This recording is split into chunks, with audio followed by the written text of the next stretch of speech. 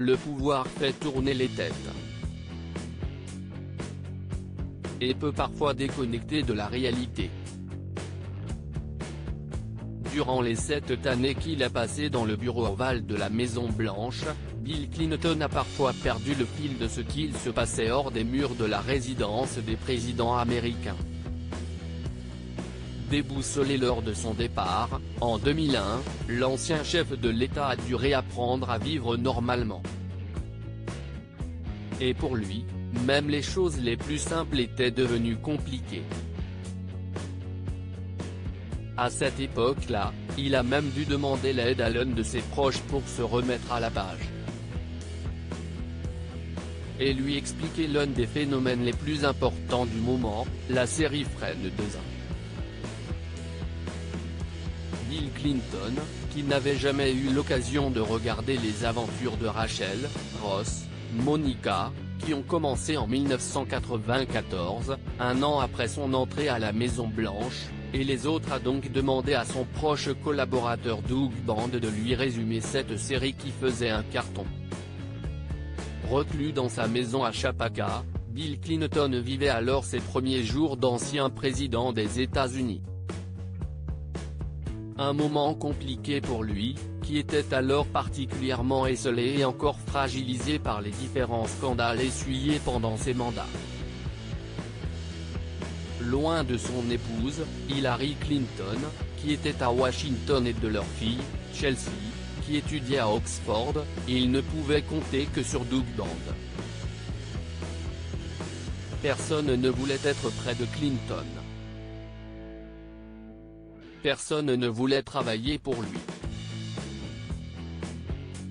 C'était un paria, se souvient son ancien assistant en chef dans une longue interview accordée à Vanity Fair. Des amis du 42e président racontent que seul Doug Band était à ses côtés.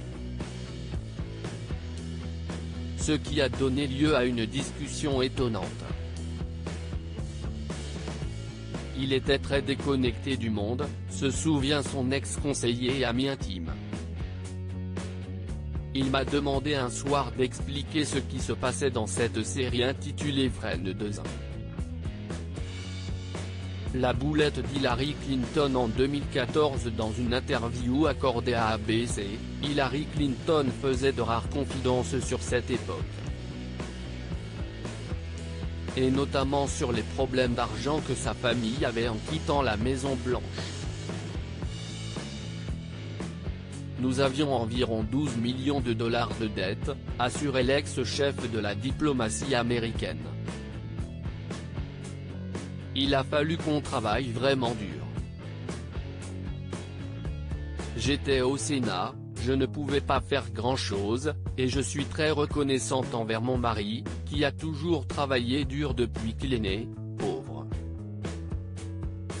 Le couple présidentiel d'alors avait dû s'endetter fortement pour financer notamment les frais d'avocat relatifs à l'affaire Monica Lewinsky.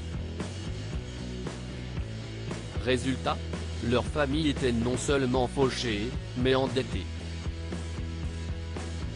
Ces déclarations avaient provoqué les railleries, puisque le couple Clinton était propriétaire de 2 luxueuses propriétés dans l'État de New York et à Washington.